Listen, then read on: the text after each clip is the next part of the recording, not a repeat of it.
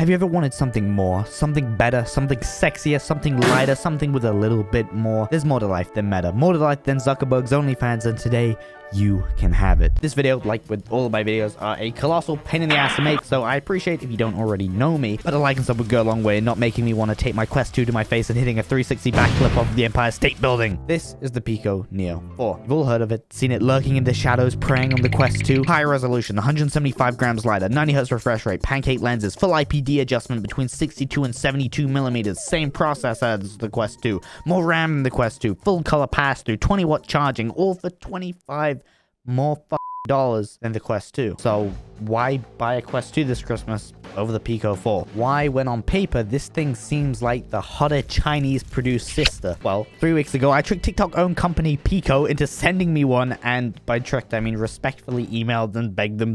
Raindrop, drop top. To be clear, the Pico representatives were very, very nice and agreed to send me a brand new, not brand new, last-minute dev kit version of the Pico 4. Aha, so this is a demo unit. You can tell because there's someone's dead skin in there. Pico sold out of the Pico 4. Believe it or not, a lot of people hate Meta, so much so that when a TikTok-owned clone alternative released, many flocked to the Pico 4, resulting in it selling out across the world. Across the world meaning everywhere but the Yanks. So let's be clear, before I deep dive into the confused Chinese child that is the Pico 4, this thing didn't get any US release whatsoever. It seems that the higher spec Pico 4 Enterprise Edition will be getting a US release, with pre-orders having started in November. Right now, the Pico 4 is only available in Japan, Korea, and 13 different European countries, not the United States. This is, at least from my 5 minutes of base level Google research understanding, is because the US imposed a ban on a multitude of different Chinese companies they deemed dangerous to the United States, ByteDance being one of them. Now, whether or not you see this as a good or bad thing is entirely dependent on your view on ByteDance as a company, their affiliation with the Chinese government, and your view of US politics. So I'm going to pretend like everything is fine and talk about this thing purely from an ignorant chimp user perspective. Unfortunately, as much as the sales team at Pico were very nice to me, I feel f***ing horrendous for what I'm about to say regarding this headset. Oh man, this is kind of rough. This headset was very, very hyped. Was presented by VR creators as a Quest 2 competitor, perhaps even a full Quest 2 alternative, and I will fully admit I reported on the news surrounding this headset, because on paper, this thing looks like a very, very respectable headset. On paper, it looks perhaps even potentially better than the Quest 2, but on my head... First, let's start with the good, because I at least owe it to my friend Chuck at Pico, who is a fantastic sales representative and a very, very nice person. 90% of this video is just going to be me apologizing to Chuck. Why does this headset have to be shit? My Discord server. Please join it for HD weekly pictures of my toes next to every VR headset.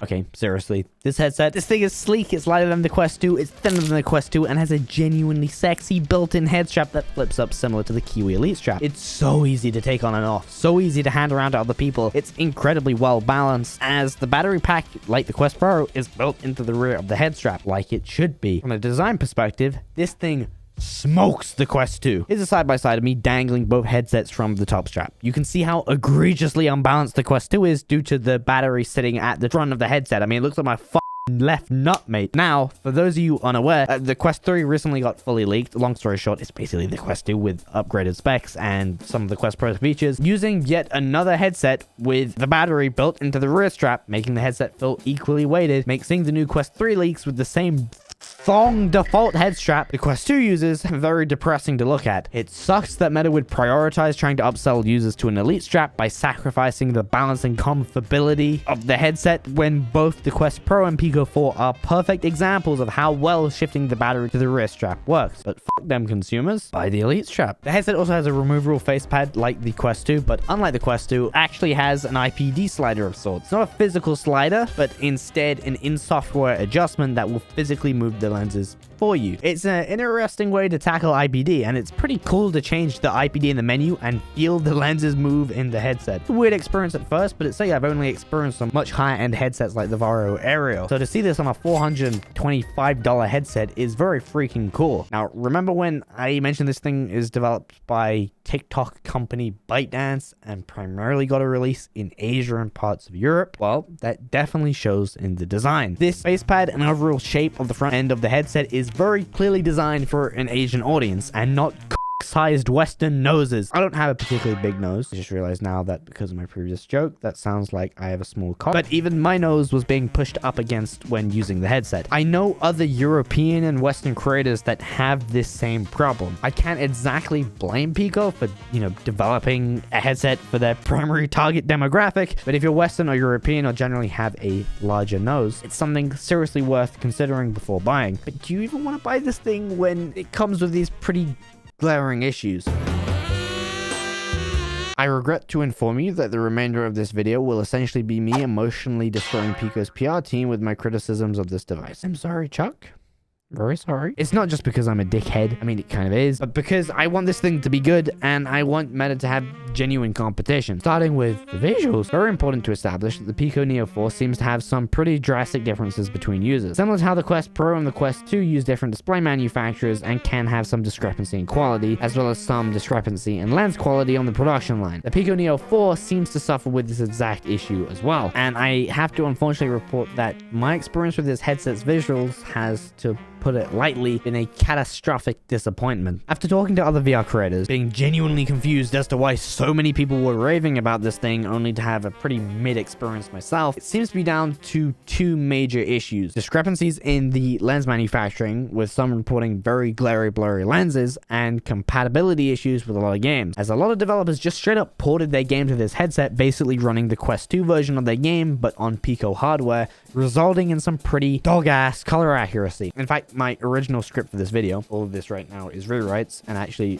I've reshot all of this. I don't know if you can notice because I'm very good at my job. I'm 10 inside. Basically, I flamed the color accuracy of this headset, being basically the VHS of VR. However, this seems to be due to the games that I played, all of which being straight Quest 2 ports not properly calibrated to the Pico's display, resulting in an ugly washed out image. You can see even here in the screen recording, Swarm looks pretty flat and washed out compared to the Quest 2 and Quest Pro version with properly calibrated color accuracy. But in the Pico home environment, the display actually looks pretty damn good. If you can see through the fucking lenses, that is. I'll get onto that in a moment. But the actual display quality, color, and resolution wise intended to be played on this headset looks pretty damn good. Better than the Quest 2 level good. But this brings up an important issue that will plague this headset, and that's lack of support. I'll get onto the lack of titles on this headset in a moment. More importantly, the titles that are on here aren't even properly updated to run this headset with proper color accuracy. This is obviously something that can be fixed via updates on the developer's side, but I think this shows an inherent problem that this headset will suffer with, and that's support from developers that are, for obvious reasons,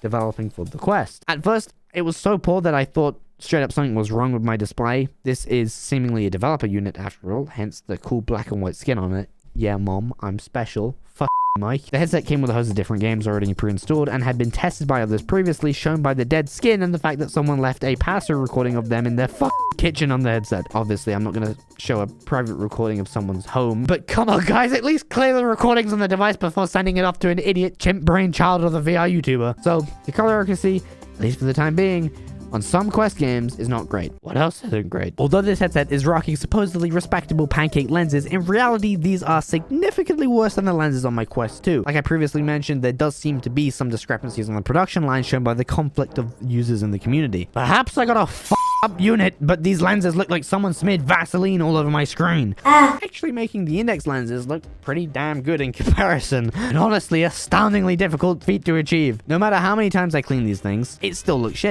Again, due to production discrepancies, I have no way of giving a solid consensus on these lenses because I have no idea if this is how they're supposed to look. Other creators I've spoken to said that their lenses look great, if not better than the Quest 2. So this seems to be an issue with my unit, to be clear. But this is a pretty major issue. If users have to essentially play the lens lottery when buying a headset, I can't recommend a headset with production issues like this. Yeah, the Quest 2 had similar issues, but reading online, seemingly not anywhere near as commonly as the Pico 4 has. I've been through 3 Quest 2s, actually I've been through 4 Quest 2s. Not one has had particularly bad lenses, and perhaps one of the biggest cons on this list, the games library. Besides the obvious support issues that I mentioned earlier, which can be fixed with updates, don't get me wrong, there's plenty to play, but obviously major Oculus exclusives like Iron Man VR, Resident Evil 4, Echo VR are all missing because Meta, for obvious reasons, doesn't want their exclusive first-party titles on a competitor's headset. And for me, this is a total deal breaker. I appreciate there's not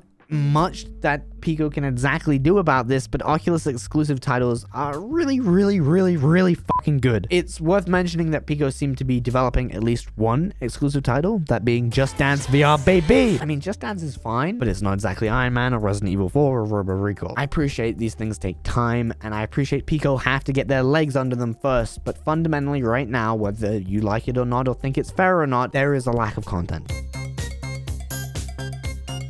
The controllers are fine. Like the Quest 2 controllers, they feel relatively cheap. Nothing comparable to the sleek and sexy Quest Pro controllers, but they work okay. The tracking ring does limit your wrist movement slightly. It's a pretty giant tracking ring for pretty mid tracking. I didn't really encounter any major tracking issues, but with fast movements, I did have tracking briefly cut. It's comparable to Quest 2 tracking, so I don't really have an issue here. The buttons all feel fine. In fact, this feels identical to the Quest 2 trigger, probably because it's made in the same Chinese factory. Like a lot of this headset, it's all made in China by likely a lot of the same or similar factories as the Quest 2, so there's going to be a lot of overlap in quality, materials, and design. I'm kind of surprised there's no lawsuits from Meta's end yet, because this definitely goes a few steps further than inspired by the Quest 2 controllers. The software is also fine. I didn't play with it tons. I briefly went through the settings, used the game library, looked around the default virtual environment they provided, and it was pretty damn close to that of the Quest 2 software. It was definitely a little choppy at times. I have just deleted my entire script. How do I get this back? Uh-oh. I forgot to mention the audio quality. It's fine. Some volume buttons there that are kind of nice. They're kind of difficult to press when you're in VR because they kind of just a part of the headset. You can't even really see them. They're fine. The speakers are not great. It was definitely a little choppy at times. I don't know how much of that was due to the recording, but it essentially felt like a slightly slower, slightly choppier version of the Quest software, which for a company that kind of shot out of nowhere and have made very, very quick progress over the course of a few years, to have software this close to that of the Quest 2s is honestly a pretty impressive feat. But finally, by far, the most hyped, talked about, raved about feature the Pico 4 has going for it that you've likely already heard mentioned across VR YouTube more times than Zucks on these nuts. I thought I was done with that joke. It's infected me again. Pass-through. First, I'd like to say thank you for Pico for actually including pass-through recording. It's always been a colossal pain in the ass as a creator to be unable to record pass-through. Quest's built-in software, Meta have mentioned that they are working on bringing pass-through recording to their headsets in the future, but right now, if you hit record on the Pico 4 and switch to pass-through, it will continue recording. So the footage you can see here is basically what I'm seeing in headset quality wise. It's pretty damn good. The color, the clarity, it's definitely better than the Quest 2's pass-through by far, like by a long shot. However, where it is lacking can't be seen in this footage, but only in the headset itself, and that's depth perception. There seemingly is none, at least when you use pass-through on the Quest 2, although the quality is comparable to that of a chimpanzee operating an 80s VHS camera with a broken lens. It still has some level of depth. On the Pico 4, the best I can compare this to is like watching your own vision on a big flat depthless cinema screen. It's totally flat. The disconnect that this causes is honestly pretty obnoxious. Going from a 3D environment that feels as if it has depth to what feels like a 360 YouTube video of your view is pretty damn jarring. The actual visual quality is very good for pass-through on a $400 or so headset, but it somehow feels less immersive and engaging than the Quest 2's shoddy black and white pass-through due to its lack of depth, at least to me. It's too bad. With the quality of these cameras plus some sort of depth emulation, I'll be honest, I'm totally speaking out of my ass. I have no idea how you create depth from some black and white cameras on a headset like the Quest 2, but with some actual depth perception, this pass-through could be very usable and could be very effective for mixed reality, if not potentially better than the mixed reality pass-through on the Quest Pro even. But for right now,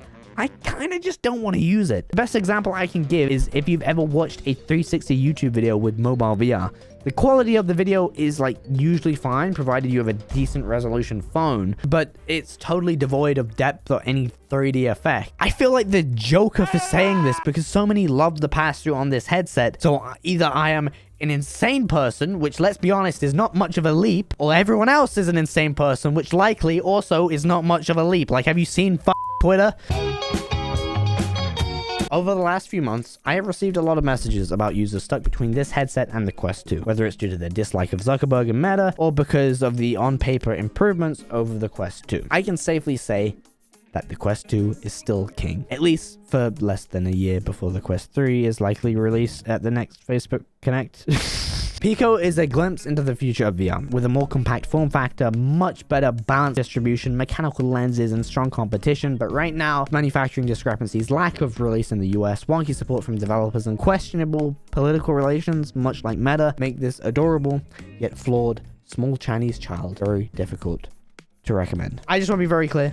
Thank you for Pico for sending this. You seem like all good people, and I hate this thing, but that's gonna fall off, isn't it? Let's move that. I hate this shit on this thing. I only do it out of love for VR, and I'm very interested to see where you guys go in the future. But I also have to be honest in these videos, because otherwise I can't live with myself if I lie. Also, check out my Discord at discord.gg/GetHip. Check out my Instagram at GetHipYT. I post stuff on there. And also my Twitter for nothing of value, let's be honest, besides feet pics. I'm gonna go do a million different things and make sure that everything gets done and go and buy a McLaren 720S. I'll be right back.